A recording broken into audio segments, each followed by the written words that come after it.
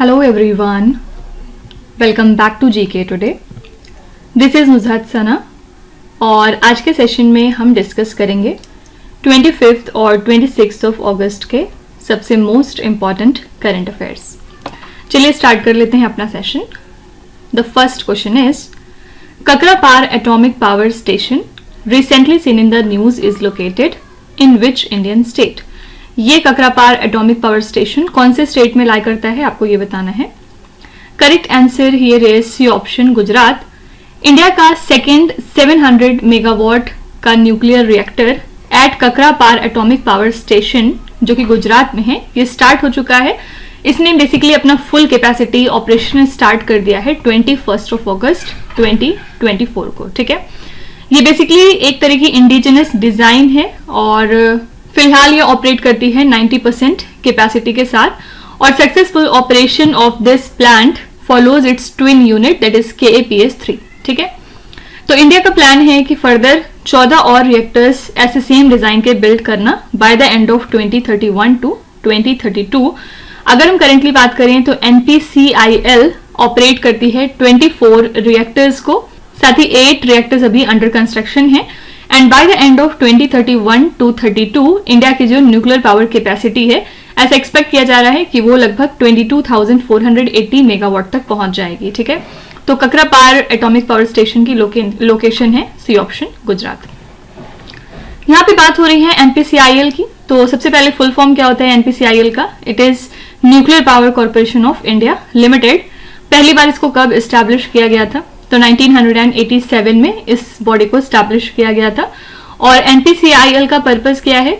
जो भी हमारे न्यूक्लियर रिएक्टर्स होते हैं उनको डिजाइन, कंस्ट्रक्ट, ऑपरेट और मेंटेन करना. ठीक है, सिमिलरली अगर हम यहाँ बात करें ककरापार एटॉमिक पावर स्टेशन की, तो किस साल में original Kakrapar atomic power station बनना शुरू हुआ था? तो 1984 में. किस टाइप का रिएक्टर इंस्टॉल है इस एटॉमिक पावर स्टेशन में? तो प्रेशराइज्ड हैवी वाटर रिएक्टर. और इसके अलावा KAPS गुजरात के किस डिस्ट्रिक्ट में लाई करता है? तो it lies in the Tapi district of Gujarat. Okay, कुछ अगर फैक्ट्स देखें रिगार्डिंग इंडिया की न्यूक्लियर पावर कैपेसिटी, तो इंडिया की current total installed nuclear power capacity कितनी है? It is approximately 22 operational reactors generating about 6780 megawatt. Okay, and आपसे ये भी क्वेश्चन पूछा जा सकता है कि इंडिया का लार्जेस्ट न्यूक्लियर पावर प्लांट कौन सा है by capacity? So that is the Kudankulam nuclear power plant जो कि तमिलनाडु में लाई करता है. ठीक है, एंड इंडिया का पर्पस क्या है? 2032 तक हमें कितनी कैपेसिटी अचीव करनी है? तो दैट इज 22,480 मेगावाट. ओके, साथ ही यहाँ पे हमने बात करी है about the pressurised heavy water reactor. तो इसके बारे में अगर आपसे पूछा जाए कि पहली बार कौन सी कंट्री है जिसने की प्रेशराइज्ड हैवी वाटर रिएक्टर की टेक्नोलॉजी को डेवलप किया था? सो that is the country Canada. और प्राइमरी कूलेंट कौन सा यूज होता है इस तरह के रिएक्टर्स में? तो इसमें आप हैवी वाटर का यूज करते हैं. ठीक है, हैवी वाटर का फॉर्मूला क्या होता है? D2O. ओके, कौन सा आइसोटोप है यूरेनियम का जो कि फ्यूल की तरह यूज होता है इन रिएक्टर्स में? So that is uranium 235. Okay, moving to the next question. Simlipal tiger reserve recently seen in the news is located in which Indian state? Simlipal tiger reserve lie करता है उड़ीसा स्टेट में. किस वजह से न्यूज में आया है? क्योंकि सिमलीपाल टाइगर रिजर्व जो कि उड़ीसा में है ये ग्रो करने वाला है बैम्बू ग्रास को अपने नेशनल पार्क में. और ये लोकेटेड है मयूरभंज डिस्ट्रिक्ट ऑफ उड़ीसा में.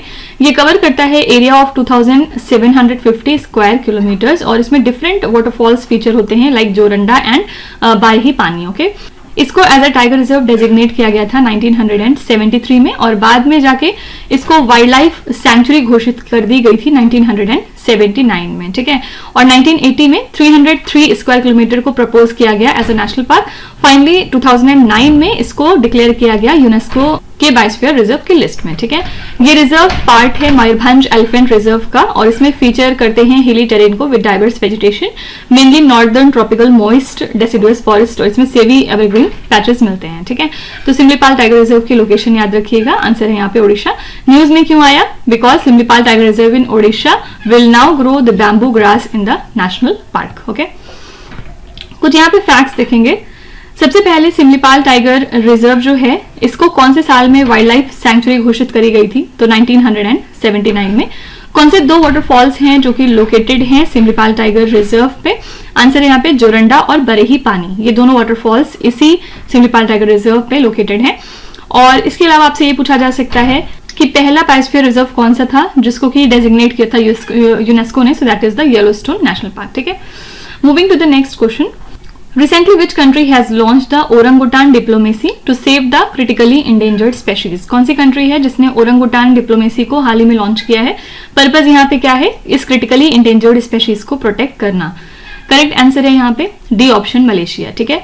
मलेशिया ने लॉन्च किया है ओरंगुटान डिप्लोमेसी को ताकि जो भी सस्टेनेबिलिटी के कंसर्न्स हैं about palm oil linked deforestation affecting the ओरंगुटान्स, उनको एड्रेस किया जा सके। ओरंगुटान्स लार्जेस्ट ट्री ड्वेलिंग मैमल्स होते हैं और ये अपने रेड फर के लिए जाने जाते हैं। इसके अलावा ये स्पेंड करते हैं अपनी जिंदगी का लगभग 90% टाइम ट्रीज के ऊपर, ठीक है। हाईली इंटेलिजेंट होते हैं और साथ ही ये 4% ऑफ देयर जीन्स को शेयर करते हैं विद द ह्यूमंस, यानी कि ये 4% तक मैच करते हैं ह्यूमंस के साथ। ओरंगुटान्स इंडोनेशियन आइलैंड्स ऑफ सुमात्रा में भी मिलते हैं और साथ ही मलेशिया और इन कुछ इंडोनेशियन पार्ट्स में भी मिलते हैं, जैसे कि बोर्नियो हो गया। और इनका जो हैबिटेट है वो रेंज करता है from lowland peat swamp forest to mountainous regions. फिलहाल 3 स्पेशीज मौजूद है ओरंगुटान्स की। कौन कौन सी? ये है बोर्नियन, सुमात्रन एंड तापानुली ओरंगुटान्स, ठीक है। तो फिलहाल ओरंगुटान डिप्लोमेसी को लॉन्च किया है मलेशिया कंट्री ने। पर्पस क्या है? इस स्पेशीज को सेव करना, ठीक है। ओरंगुटान्स के बारे में अगर हम कुछ और बात करें, सबसे पहले कौन सी नेशनल पार्क है इंडोनेशिया में जो कि एक यूनेस्को वर्ल्ड हेरिटेज साइट भी है और वो जानी जाती है ओरंगुटान कंजर्वेशन के लिए? So that is the Gunung Leuser national park. आपसे इसकी लोकेशन पूछी जा सकती है, याद रखिएगा। ये जो नेशनल पार्क है इंडोनेशिया में लाई करता है, ठीक है। फिर इसके अलावा कौन सी कंट्री है जो लार्जेस्ट प्रोड्यूसर है पाम ऑयल की? सो that is the country Indonesia. और अगर आपसे पूछा जाए कि कौन सी कंट्री है जहां पे हाईएस्ट रेट है डिफॉरेस्टेशन का पूरी दुनिया में? So that is the country Brazil, ठीक है। इसके अलावा सब जानते हैं कि अर्थ का कितना सरफेस है जो कि फॉरेस्ट के द्वारा कवर है? So that is approximately 31%, right. Moving to the next question, prime minister's employment generation programme recently seen in the news is administered by which ministry? ये जो स्कीम है ये कौन सी मिनिस्ट्री के द्वारा एडमिनिस्टर होती है? Correct answer here is D option, ministry of micro small and medium enterprises. तो KVIC and department of post ने कोलैबोरेट किया है to enhance the implementation of prime minister's employment generation programme in across India, ठीक है। ये basically एक central scheme है जो कि वर्क करती है under ministry of MSME means micro small and medium enterprises. Purpose यहाँ पे क्या है? एम्प्लॉयमेंट क्रिएट करना रूरल और अर्बन एरियाज में bye supporting new self employment ventures, ठीक है। तो ये जो स्कीम है ये ट्रेडिशनल आर्टिजन्स को हेल्प करेगी, साथ ही अनएम्प्लॉयड यूथ को, जिससे कि वो वर्क फाइंड आउट कर सकें लोकल लेवल पे। और इससे रूरल टू अर्बन माइग्रेशन जो है वो कहीं ना कहीं कम हो जाएगा। और इसका बेसिक पर्पस है वेज अर्निंग कैपेसिटी बढ़ाना वर्कर्स की, साथ ही एम्प्लॉयमेंट ग्रोथ को बूस्ट करना रूरल और अर्बन एरियाज में, ठीक है। तो prime minister's employment generation programme जो आजकल चर्चे में है, ये किस मिनिस्ट्री के अंतर्गत काम करती है? आंसर है मिनिस्ट्री ऑफ MSME। इस स्कीम के बारे में थोड़ी और बात करें अगर, तो इसको कब पहली बार लॉन्च किया गया था? तो 2008 में। और prime minister's employment generation programme एक अमेलगमेशन है किस 2 स्कीम का? तो प्राइम मिनिस्टर्स रोजगार योजना और रूरल एम्प्लॉयमेंट जनरेशन प्रोग्राम, इन दोनों को मिला के जनरेट किया गया था prime minister's employment generation programme को, ठीक है। मैक्सिमम प्रोजेक्ट कॉस्ट कितनी है for manufacturing sector under this scheme? So that is 25 lakh rupees, okay. Similarly अगर हम यहाँ पे बात करें about the ministry of micro small and medium enterprises, तो कौन से साल में इसको इनैक्ट किया गया था? यानी कि जो micro small and medium enterprises development act है इसको कब इनैक्ट किया गया था? 2006 में। अपर लिमिट क्या है for micro enterprises in manufacturing under MSME? So that is the 1 crore rupees investment होना चाहिए, 5 करोड़ रुपीज टर्नओवर, ये मैक्सिमम लिमिट है, ठीक है। कौन सा एनुअल कैंपेन लॉन्च किया गया था for MSMEs to promote the indigenous product? So that is the vocal for local, okay. Moving to the next question. Recently, which state has launched a unique project to educate the students about the cultivation of rice? ये initiative है Karnataka state का। Actually Kannada medium school in Sullia Karnataka वो एक paddy field को use कर रहे हैं अपने कैंपस में as a part of their educational approach, ठीक है। तो ये जो प्रोजेक्ट है ये स्टूडेंट्स को बेसिकली हैंड ऑन एक्सपीरियंस देगा फूड कल्टीवेशन के रिगार्डिंग। और ये स्कूल जिसमें 500 स्टूडेंट्स हैं और ये 1973 से ऑपरेट हो रहा है, इसमें एक डेडिकेटेड 3500 स्क्वायर मीटर्स का फील्ड तैयार किया गया है फॉर दिस इनिशिएटिव। पर्पज यहाँ पे क्या है, स्टूडेंट्स को प्रोवाइड करना with practical learning in the field of agriculture. ठीक है, तो कर्नाटका स्टेट ने लॉन्च किया है एक unique project to educate the students about the cultivation of rice. Okay, कुछ फैक्ट्स दिखेंगे यहाँ पे रिगार्डिंग द पैडी कल्टीवेशन। सबसे पहले कौन सी कंट्री है जो लार्जेस्ट प्रोड्यूसर है पैडी राइस की, सो that is the country China. Okay, इसके अलावा कौन सी इंडियन नेशनल इंस्टीट्यूट है जो डेडिकेटेड है to agricultural research, so that is the Indian agricultural research institute, right. और सिमिलरली अगर हम कर्नाटका की बात करें तो यहाँ पे बहुत फेमस बायोडाइवर्सिटी हिल स्टेशन है नियर सुलिया और इसका नाम क्या है, सुब्रमण्या। ठीक है, कौन सा डिस्ट्रिक्ट है जहां पे सुलिया लोकेटेड है, so that is the Dakshina Kannada. Okay, moving to the next question. Ulchi Freedom Shield 24 recently seen in the news is an annual joint exercise between which two countries? ये एक एक्सरसाइज है, कौन से दो कंट्रीज के बीच में होती है आपको ये बताना है। करेक्ट आंसर है यहाँ पे B option, US and South Korea. ठीक है, actually 51st fighter wing at Osan airbase in South Korea ने कंडक्ट किया इस मेजर मिलिट्री ट्रेनिंग एक्सरसाइज को और इस एक्सरसाइज को इंटीग्रेट कराया गया विद उल्ची फ्रीडम शील्ड 24 जो कि एक एनुअल ज्वाइंट एक्सरसाइज है between US and South Korea. ठीक है, तो ये 19th अगस्त को स्टार्ट हो चुकी है और 23rd अगस्त तक ये रन करेगी। पर्पज यहाँ पे क्या है, मिलिट्री प्रिपेयर्डनेस को इनहेंस करना और उसकी रेडीनेस को बढ़ाना to respond to potential threat. ठीक है, तो उल्ची फ्रीडम शील्ड 24 कौन से दो कंट्रीज के बीच में होने वाली एनुअल ज्वाइंट एक्सरसाइज है, so these countries are US and South Korea. Moving to some static facts. सबसे पहले जो उल्ची फ्रीडम शील्ड एक्सरसाइज की हम बात कर रहे हैं ये कब स्टार्ट हुई थी, 1976 में।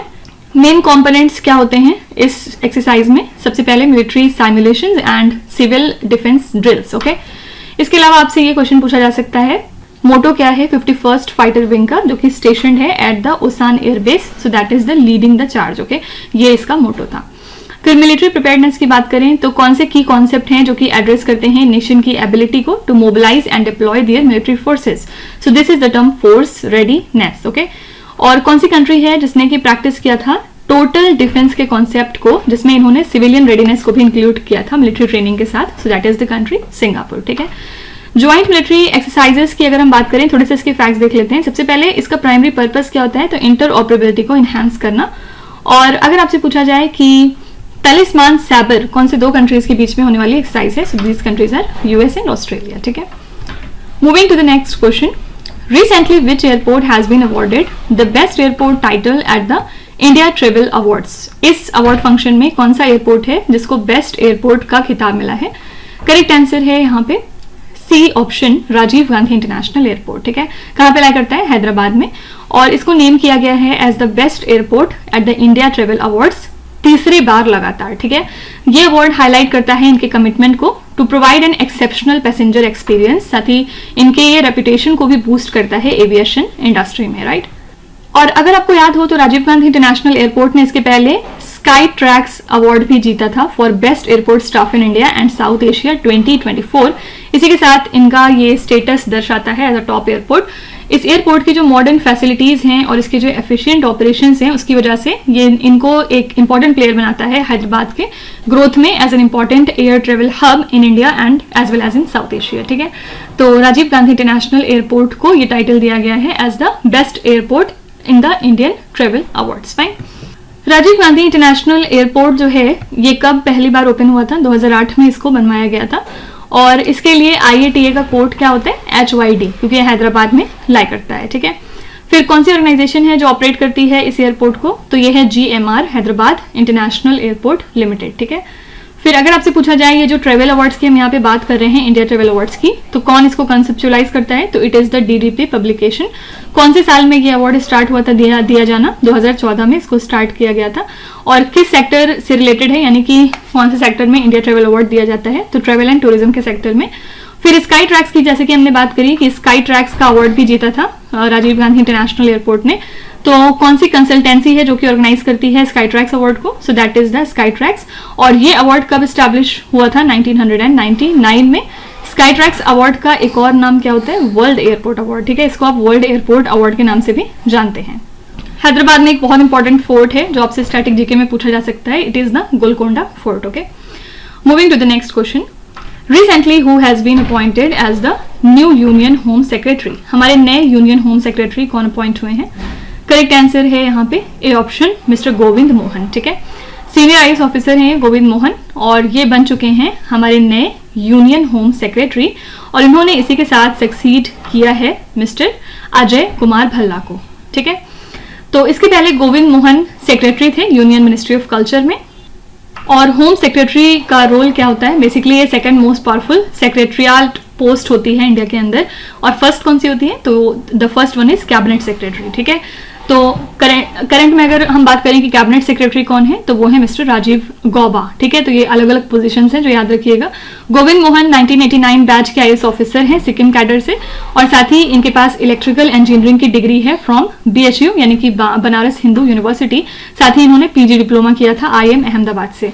तो इनका एक बहुत इंपॉर्टेंट रोल रहा है ड्यूरिंग द कोविड-19 पैंडेमिक और इन्होंने सिग्निफिकेंट पोजीशंस को होल्ड किया है in the central government as well. ठीक है, तो यहाँ पे याद रखिएगा कि हमारे नए यूनियन होम सेक्रेटरी बन गए हैं मिस्टर गोविंद मोहन. आपसे दूसरा क्वेश्चन ये पूछा जा सकता है कि इन्होंने किसको रिप्लेस किया है? So that would be mister Ajay Kumar Bhalla. ठीक है, जो यूनियन होम सेक्रेटरी की पोजीशन है ये इंडिया के अंदर कब स्टैब्लिश हुई थी? तो 1947 में इस पोजीशन को स्टैब्लिश कर दिया गया था. और इसके अलावा जो इंडियन एडमिनिस्ट्रेटिव सर्विस यानी कि आईएएस की बात हमने की है, ये ऑफिशियल तरीके से कब फॉर्म हुआ था? 1946 में. ठीक है, इस क्वेश्चन से दो बातें इंपॉर्टेंट है कि यूनियन होम सेक्रेटरी नए बन चुके हैं गोविंद मोहन, किसको रिप्लेस करके बने हैं? तो अजय कुमार भल्ला को. ठीक है, moving to the next question. Who was awarded the men's international cricketer of the year at the CEAT cricket awards 2024? यहाँ पे करेक्ट आंसर हो जाएगा C option, mister Rohit Sharma. ठीक है, Rohit Sharma Indian men's cricket team captain है. इन्होंने जीत लिया है 26th CEAT international cricketer of the year का अवार्ड अपने आउटस्टैंडिंग परफॉर्मेंस के लिए इन द 2023-24 सीजन. ठीक है, अंडर हिज लीडरशिप और under Rohit captaincy India finals में पहुंच गया था 13th ICC men's ODI world cup के, जहां पे हमने लगभग 1800 रन स्कोर किए थे इंक्लूडिंग 597 इन द टूर्नामेंट. ठीक है, तो विराट कोहली ने best ODI batter of the year का अवार्ड जीता है और इसी के साथ इनका स्कोर था 1377 रन्स इन द 2023-24 सीजन. और इसी के साथ इन्होंने सचिन तेंदुलकर के रिकॉर्ड को ब्रेक किया है with 50 ODI centuries. Rahul Dravid को ऑनर किया गया with the lifetime achievement award अपने कॉन्ट्रीब्यूशन के लिए as a player and the coach. ठीक है, यहाँ पे करेक्ट आंसर हो जाएगा BC option, that is Rohit Sharma. Rohit Sharma का हाईएस्ट इंडिविजुअल स्कोर कितना है किसी भी ODI मैच में? तो 264 अब तक का इनका हाईएस्ट इंडिविजुअल स्कोर है. और रोहित शर्मा ने पहली बार अपना टेस्ट डेब्यू खेला था 2013 में किस कंट्री के अगेंस्ट? वेस्ट इंडीज के. ठीक है, और कितनी डबल सेंचुरीज इन्होंने स्कोर की हैं ODIs में? तो 3 डबल सेंचुरीज इन्होंने स्कोर करी हैं. ICC men's ODI world cup की बात करेंगे तो पहली बार इसको स्टैब्लिश किया गया 1975 में. और किसके पास रिकॉर्ड है for the most wickets in a single ICC men's ODI world cup tournament? तो ये है ग्लेन मैकग्राथ. ठीक है, ग्लेन मैकग्राथ के पास ऐसा रिकॉर्ड है और इन्होंने 26 विकेट्स लिए थे ड्यूरिंग द 2007 वर्ल्ड कप. कौन सी कंट्री के लिए खेलते हैं? ये ऑस्ट्रेलिया के लिए खेलते हैं. ठीक है, फिर अगर हम नेक्स्ट क्वेश्चन देखें तो कौन से प्लेयर हैं जिनके पास most ICC men's ODI world cup title हैं? तो ये हैं रिकी पोंटिंग, इनके पास 3 टाइटल्स मौजूद हैं. ठीक है, एक और क्वेश्चन आपसे ये पूछा जा सकता है कि कौन से साल में राहुल द्रविड़ को इंडक्ट किया गया था ICC हॉल ऑफ फेम में? तो 2018 में ये इस चीज में इंडक्ट हो गए थे. और इनका निक नेम क्या है? तो इनका निक नेम है द वॉल. ठीक है, लास्ट क्वेश्चन पे चलेंगे. Dussehra festival which was seen in the news is celebrated in which Indian state? ये फेस्टिवल कौन से स्टेट में मनाया जाता है? करेक्ट आंसर है यहाँ पे ए ऑप्शन, कर्नाटका. ठीक है, तो मैसूर दशहरा एक 10 दिन का फेस्टिवल है, मेगा फेस्टिवल है जो कि मैसूर कर्नाटका में मनाया जाता है ड्यूरिंग द नवरात्रि. और इसमें डिफरेंट वाइब्रेंट प्रोसेशंस फीचर होते हैं, एलिमिनेटेड प्लेसेस और कल्चरल एक्टिविटीज वगैरह, जिससे कि बहुत सारे विजिटर्स यहाँ पे आते हैं. तो ये फेस्टिवल 1610 में स्टार्ट हुआ था. राजा वादियार 1 ने इसको स्टार्ट किया था और इसके थ्रू सिंबलाइज करते हैं ये गॉडेस चामुंडेश्वरी की विक्ट्री को ओवर हर डेमन. तो वादियार्स ऑफ मैसूर ने इनरिच किया है इस फेस्टिवल के ट्रेडिशन को ओवर सेंचुरीज. और यहाँ पे मैसूर पैलेस जो है ये इसका सेंट्रल अट्रैक्शन होता है. ठीक है, तो ये जो इवेंट है इसमें सेरेमोनियल प्रोसेशंस इन्वॉल्व होते हैं एलिफेंट्स के from Nagarhole tiger reserve leading to the Jambu Savari procession, ठीक है। तो दशहरा फेस्टिवल कौन से स्टेट में मनाया जाता है? Correct answer here is A option, Karnataka. तो यहाँ पे हमने बात करी है विजयदशमी की। विजयदशमी का एक और पॉपुलर नाम क्या है? नॉर्दर्न इंडिया में इसको दशहरा के नाम से जाना जाता है, ठीक है। कौन सी सिटी है जो कि सर्व करती है as a capital of Wodeyar dynasty? So that is the Mysore. और कौन सा एक इंपॉर्टेंट टेम्पल है जो कि बनवाया गया था वादियार्स के द्वारा on Chamundi hill? So that is the Chamundeshwari temple, ठीक है। तो इसी के साथ हमारे जो आज के इंपॉर्टेंट क्वेश्चंस थे वो हमने कवर कर लिए। अब हम यहाँ पे चलेंगे अपने रिवीजन क्वेश्चंस की तरफ, जहाँ पे हम डेली 3 टॉपिक्स का रिवीजन करते हैं। आज हमारे 3 टॉपिक्स कौन से रहने वाले हैं? सबसे पहले हम देखेंगे कुछ इंपॉर्टेंट रिपोर्ट्स को, उसके बाद सेकंड पे हम एनवायरमेंट एंड बायोडाइवर्सिटी के कुछ करंट अफेयर्स देखेंगे और थर्ड पे हम कुछ अवार्ड्स एंड ऑनर्स के क्वेश्चन देखेंगे, ठीक है। सबसे पहले हम चलते हैं रिपोर्ट्स की तरफ। पहला क्वेश्चन है, global trade update report is released by which organisation? ये रिपोर्ट रिलीज करी है UNCTAD ने, यानी कि United Nations conference on trade and development ने। As per the national crime records bureau data, which state recorded the highest number of custodial deaths in 2022? NCRB के data के मुताबिक कौन सा स्टेट है जहां पे सबसे ज्यादा नंबर ऑफ कस्टोडियल डेथ्स देखी गई 2022 में? So that is Gujarat state. Global hepatitis report 2024 is released by which organisation? ये रिपोर्ट रिलीज करती है world health organization. Which institution has been publishing the India infrastructure report series since 2001? इस report को publish करती है IDFC foundation. Which organization recently released the State of World Fisheries and Aquaculture 2024 report? इस report को release किया है food and agriculture organisation ने, जो कि यूनाइटेड नेशंस की बॉडी है। इसका हेडक्वार्टर्स लाई करता है रोम, इटली में। Fair share for health and care report is launched by which organisation? इस रिपोर्ट को पब्लिश किया है वर्ल्ड हेल्थ ऑर्गेनाइजेशन ने। Which organisation recently release the digital economy report 2024? Correct answer is United Nations trade and development, ठीक है। Next question पे चलेंगे, जिसमें हम कुछ एनवायरमेंट एंड बायोडाइवर्सिटी के करंट अफेयर्स देखेंगे। Kanger valley national park which was seen in the news is located in which Indian state? ये नेशनल पार्क है छत्तीसगढ़ में। Jim Corbett national park is located in which Indian state? सब जानते हैं उत्तराखंड में है। Where has the Tibetan brown bear recently been sighted in India? Tibetan brown bear usually India में नहीं पाया जाता, लेकिन हाल फिलहाल ये सिक्किम में देखा गया था।